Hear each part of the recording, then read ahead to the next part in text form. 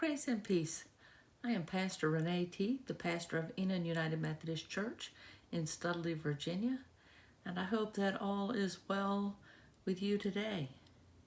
So, when you have a day that all is well, what do? Do you lift a prayer of joy and gratitude? Enjoy the moments that God has given you? Look at the flowers and the birds and feel, well, everything is just right with my soul. I finally have this all in order. Now, I'm likely to feel that way when the car is washed and the dog is washed and the house is clean and everything is good. I like it when all of the girls are here and their cars are lined up in the driveway, and I imagine I have my ducks in a row. But not every day is like that, is it?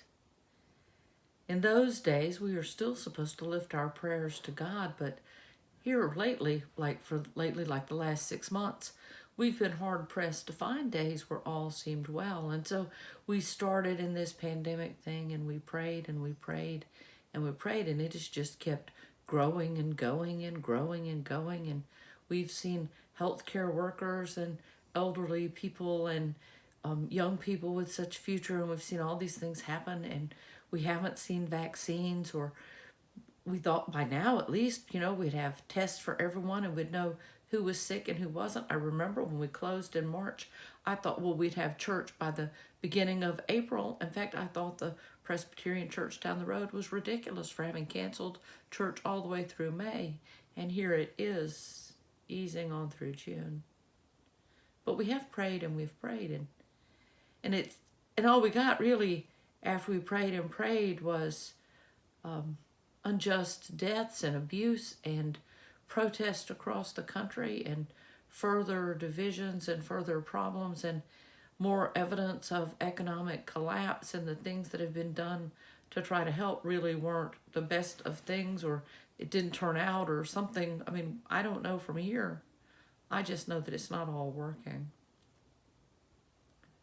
And so here we are, and we pray. In Psalm 69, verse 13 says, "But as for me, my prayer is to you, O Lord, at an acceptable time, O God. In the abundance of your steadfast love, answer me with your faithful help." In the abundance of your steadfast love. Whether good or bad, high or low, whether things make sense to us or they don't. 6 months seems like forever to me, but to God it really doesn't. So no matter how things are, this psalm says we should pray in the steadfast love of God. Now I think that's important for us to note. It's not about my little feeble human love. That's not the love that my prayers rest on. It's God's steadfast love.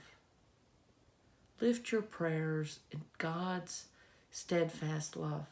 The psalmist goes on in verse 16 to say, "Answer me, O Lord, for your steadfast love is good. According to your abundant mercy, turn to me." Your steadfast love is good, and according to your abundant, overflowing mercy, turn to me. We have no indication that the psalmist stops praying. The psalmist doesn't decide that prayer doesn't work. The psalmist doesn't take up a different form of worship. The psalmist keeps lifting prayer after prayer after prayer, and those prayers are lifted in God's abundant love. And then they are answered. They will be answered through God's abundant love and mercy. They may not be answered like we want or when we want, but we are limited. We are limited. What we do know is that in praying, we grow to trust and to live in that abundant love and in God's mercy. And in that, there is hope. Hear our prayer, O Lord.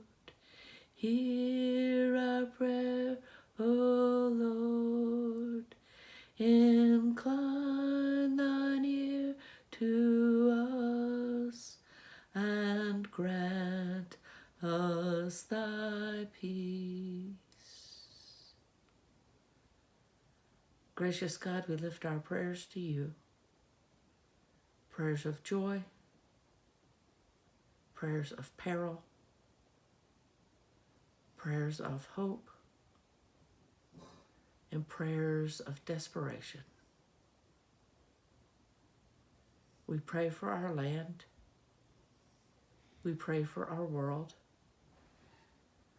We pray for those who see no opportunity, and that those who are blessed with so much can open their arms and hearts to all the others. Amen.